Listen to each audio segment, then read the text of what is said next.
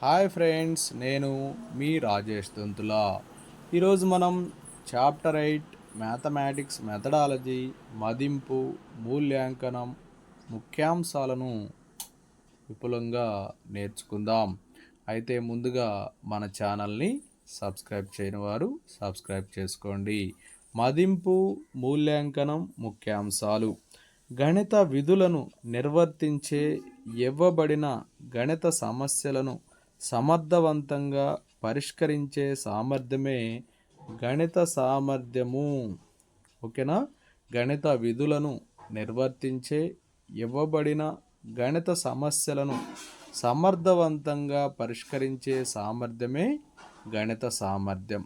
గణిత కృత్యాలను నిర్వహించుట, దత్తగణిత సమస్యలను ప్రభావవంతంగా పరిష్కరించు సామర్థ్యం ఎన్సైక్లోపీడియా ఆఫ్ మ్యాథమెటిక్స్ ఎడ్యుకేషన్ 2014 తెలియజేసింది. గణిత కృత్యాలను నిర్వహించుట, దత్తగణిత సమస్యలను ప్రభావవంతంగా పరిష్కరించు సామర్థ్యము అని ఎన్సైక్లోపీడియా ఆఫ్ మ్యాథమెటిక్స్ ఎడ్యుకేషన్ 2014 తెలియజేసింది. సామర్థ్యం అంటే వ్యక్తులు కలిగి ఉన్నట్లు భావించే ఒక నిర్దిష్ట మొత్తంలో ప్రజ్ఞ అని తెలియజేసింది ఎవరంటే జో బోలర్, ఎన్సైక్లోపీడియా ఆఫ్ మ్యాథమెటిక్స్.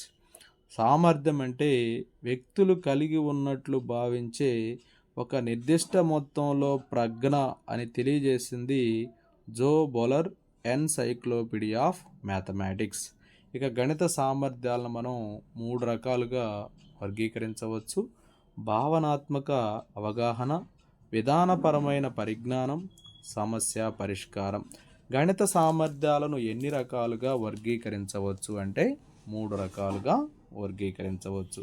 గణిత సామర్థ్యాలలో మొదటిదేది అంటే భావనాత్మక అవగాహన. గణిత సామర్థ్యాలలో రెండవది ఏదంటే విధానపరమైన పరిజ్ఞానం.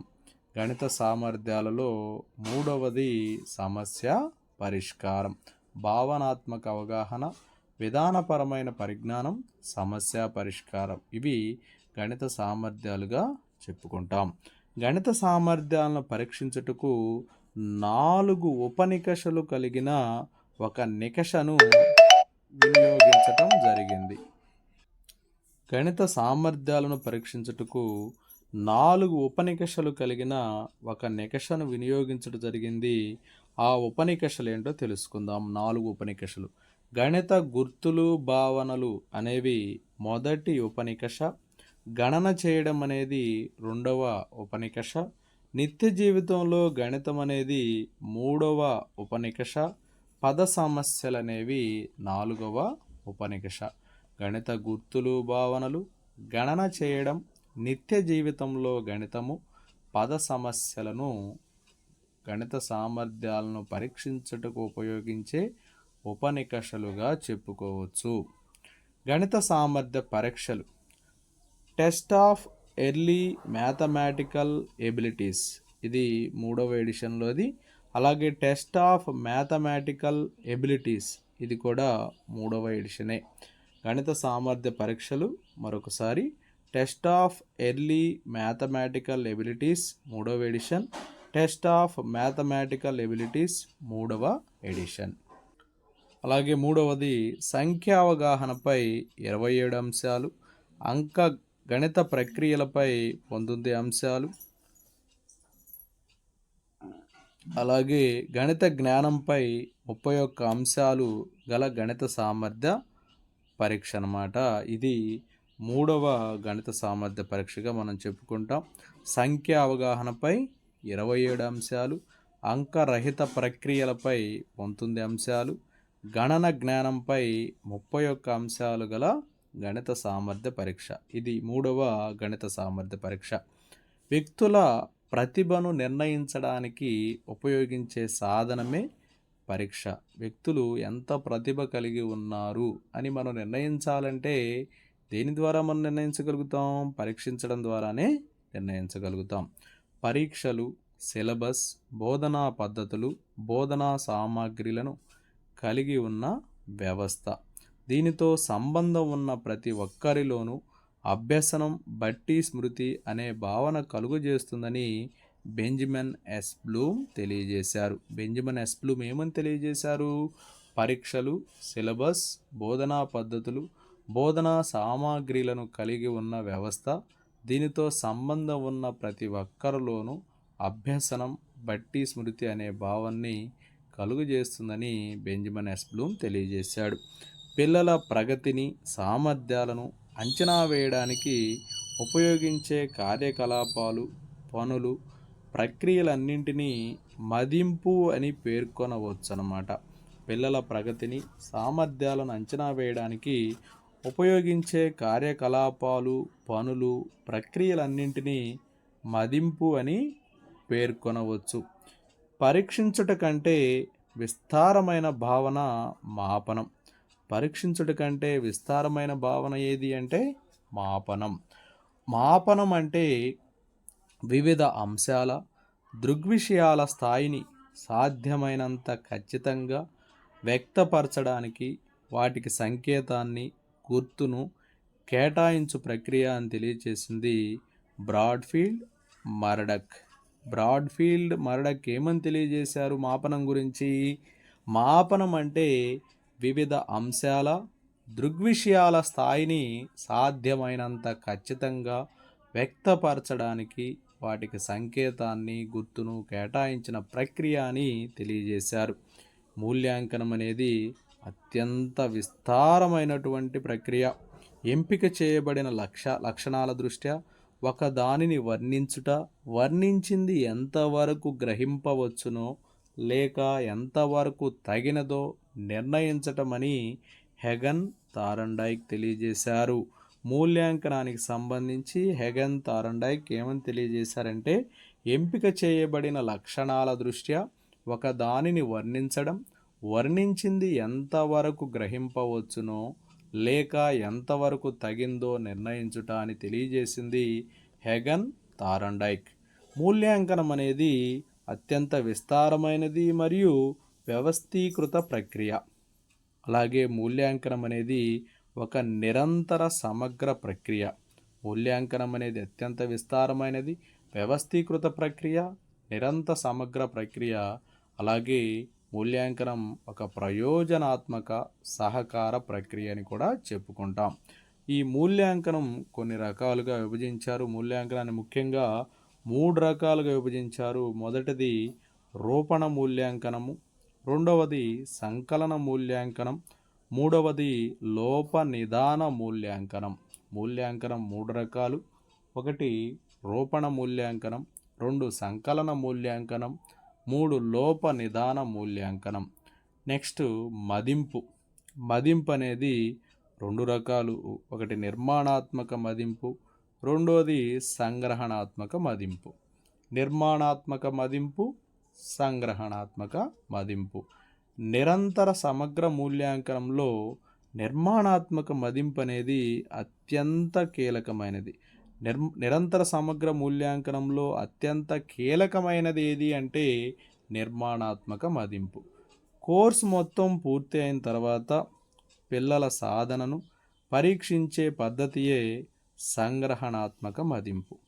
కోర్సు మొత్తం పూర్తయిన తర్వాత పిల్లల సాధనని పరీక్షించే పద్ధతే సంగ్రహాత్మక మదింపు. తరగతి గదిలో విద్యార్థుల విద్యాత్మక సాధనను మాపనం చేయునది సాధనా నికష.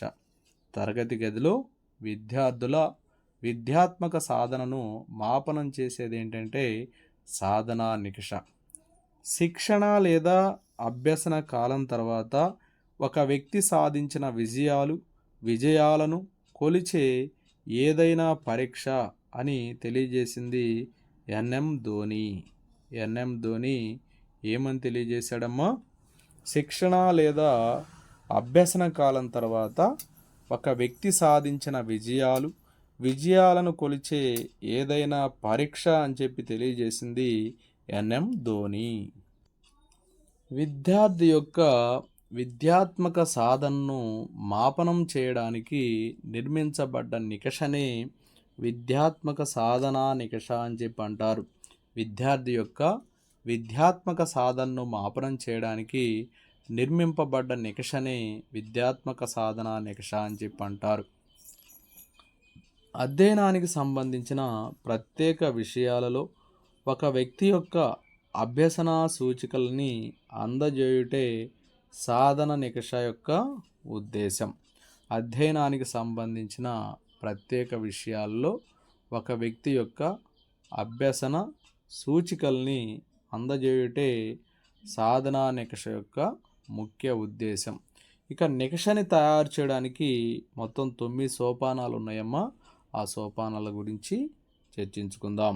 మొదటిది లక్ష్యాల భారత్వము, 2 విషయ భార ప్రాముఖ్యము, 3 ప్రశ్న రకములకు భార ప్రాముఖ్యము, 4 కఠినతా స్థాయి భారత్వము, 5 బ్లూ ప్రింట్ తయారు చేయుట, 6 ప్రశ్నల తయారీ, 7 గణన సూచి గణన కల్పన తయారు చేయడం, 9 ప్రశ్నవారి విశ్లేషణ.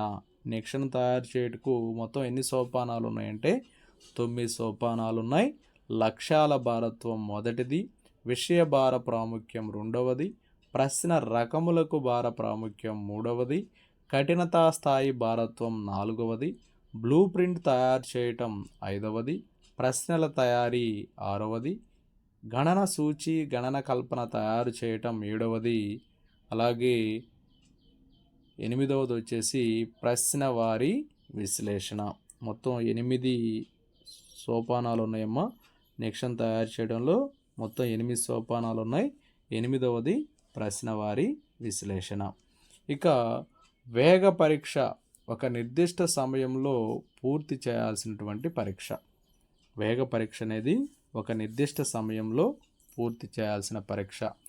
తుది గణనకు వేగం దోహదం చేసే పరీక్ష.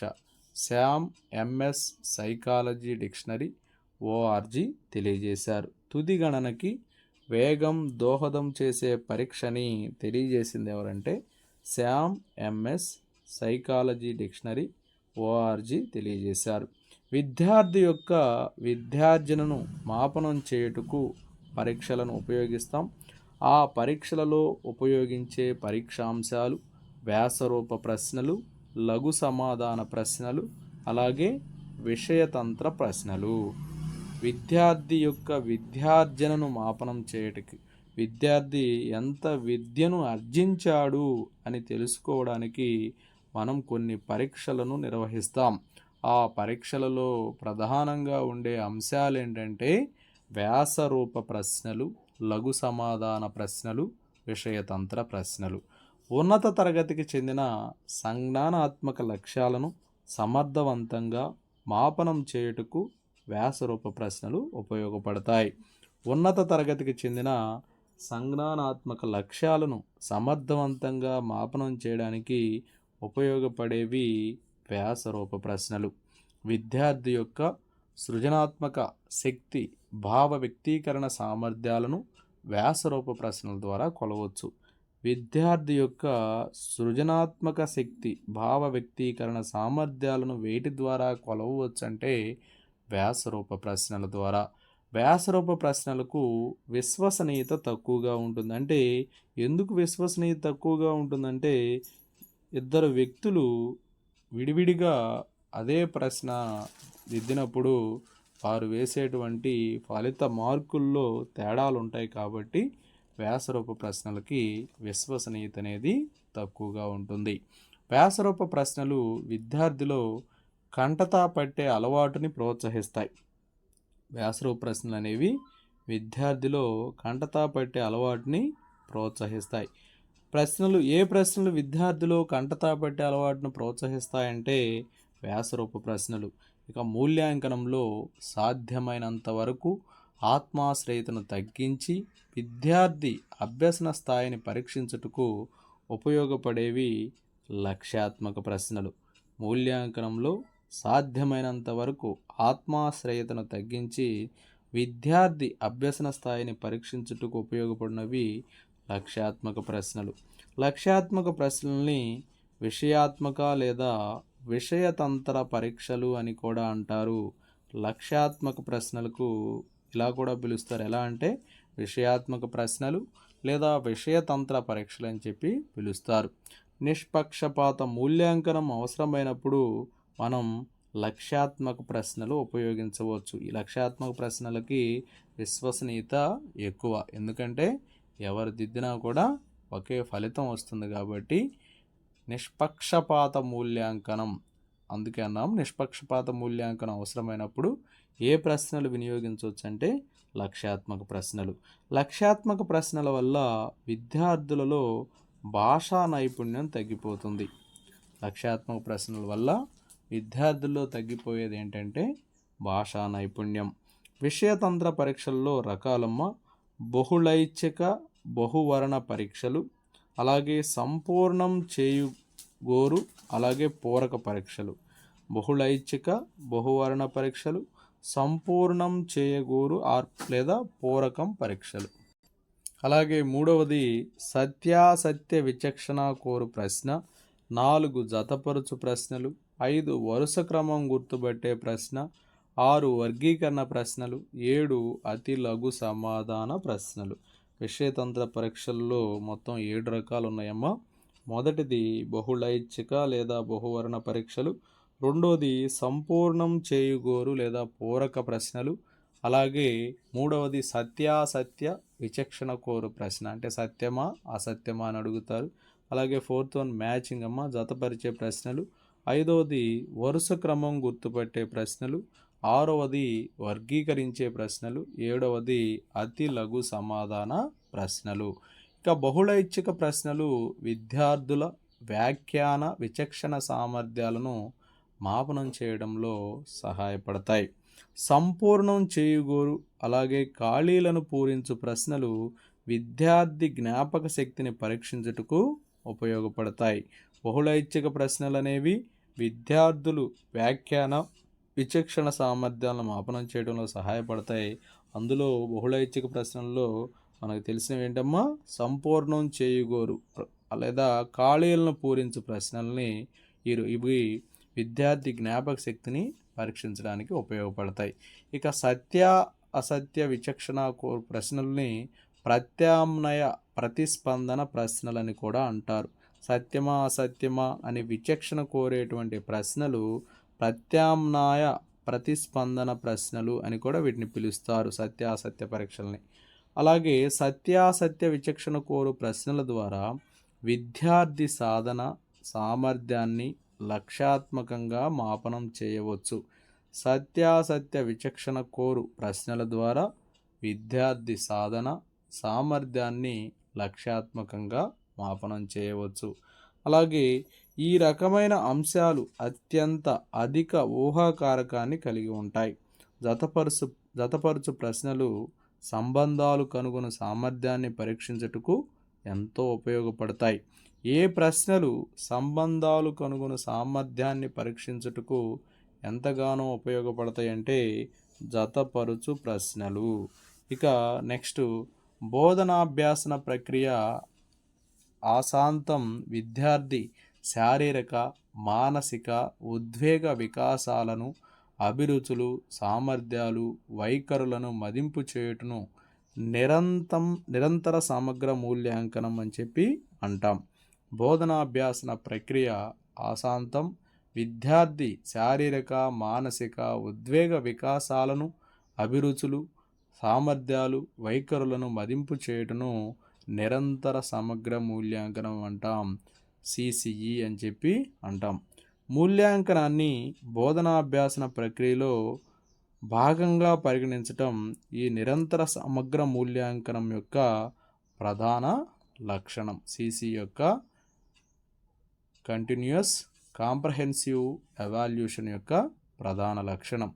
నిరంతర సమగ్ర మూల్యాంకనం వల్ల పిల్లల సాధనా లోపాలకు కారణాలు కూడా తెలుస్తాయి అన్నమాట.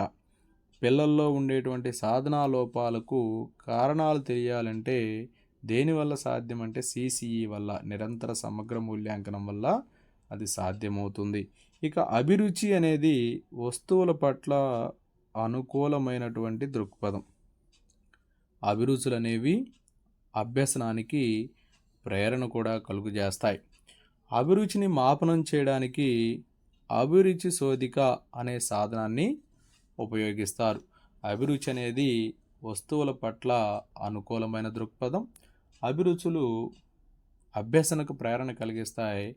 అభిరుచిని మాపనం చేయడానికి అభిరుచి శోధిక అనే సాధనాన్ని ఉపయోగిస్తారు. ఇక గణిత అభిరుచి శోధిక నిర్మాణం సోపానాలు.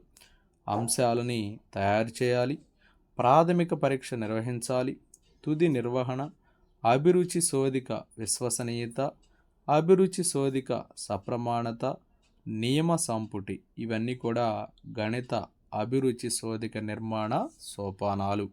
ఇక వైఖరి అంటే ఒక వ్యక్తి పట్ల కానీ, వస్తువు పట్ల కానీ, సంస్థల పట్ల కానీ, ఒక విషయం పట్ల కానీ కలిగి ఉండే ఉన్ముక్తత. వైఖరి అంటే ఒక వ్యక్తి పట్ల కానీ, వస్తువు పట్ల కానీ, సంస్థల పట్ల కానీ, ఒక విషయం పట్ల కానీ కలిగి ఉండే ఉన్ముక్తత. ఒక పిల్లవాని మూర్తిమత్వము, వికాసము అతని వైఖరి స్వభావంచే ప్రభావితమవుతూ ఉంటాయి. ఒక పిల్లవాని మూర్తిమత్వము, వికాసం అనేవి అతని వైఖరి స్వభావంచే ప్రభావితమవుతాయి. వైఖరి అనేది ఒక వ్యక్తి అనుభవ సారాంశం. వైఖరుల్ని మాపనం చేసేటువంటి పద్ధతులు తెలుసుకుందాం. తుల్య ప్రత్యక్ష విరామాల పద్ధతి, లైకార్ట్ సంకలన నిర్ధారణ పద్ధతి. వైఖరులను మాపనం చేసేటువంటి పద్ధతులు తుల్య ప్రత్యక్ష విరామాల పద్ధతి, లైకార్ట్ సంకలన నిర్ధారణ పద్ధతి. తగు విధమైన తర్ఫీదు ద్వారా ఒక వ్యక్తి కొంత జ్ఞానం, అవగాహన లేక నైపుణ్యాలను ఎంత మేరకు పొందగలడో తెలియజేయగల లక్షణాల సముదాయమే సహజ సామర్థ్యం. సహజ సామర్థ్యం అని దేన్ని అంటారంటే, తగు విధమైన తర్ఫీదు ద్వారా ఒక వ్యక్తి కొంత జ్ఞానం, అవగాహన లేక నైపుణ్యాలను ఎంత మేరకు పొందగలడో తెలియజేయగల లక్షణాల సముదాయమే సహజ సామర్థ్యం. ఒక వ్యక్తి తార్కిక వివేచన లేక చింతన తీరును మదింపు చేయడానికి ఈ సహజ సామర్థ్య నికషలనేవి రచింపబడతాయి. ఒక వ్యక్తి తార్కిక వివేచన లేక చింతన తీరుని మదింప చేయడానికి సహజ సామర్థ్య నికషలు రచింపబడతాయి. సహజ సామర్థ్య పరీక్షలను వేగ పరీక్షలు మరియు శక్తి పరీక్షలుగా వర్గీకరించవచ్చు. సహజ సామర్థ్య పరీక్షల్ని ఎలా వర్గీకరించవచ్చు అంటే వేగ పరీక్షలు, శక్తి పరీక్షలుగా వర్గీకరించవచ్చు. Okay, thank you friends. నా వీడియో నచ్చినట్లయితే లైక్ చేయండి, మీ మిత్రులకు షేర్ చేయండి. ఇంకా మన ఛానల్ని సబ్స్క్రైబ్ చేయకపోతే సబ్స్క్రైబ్ చేసుకోండి. Thank you for watching.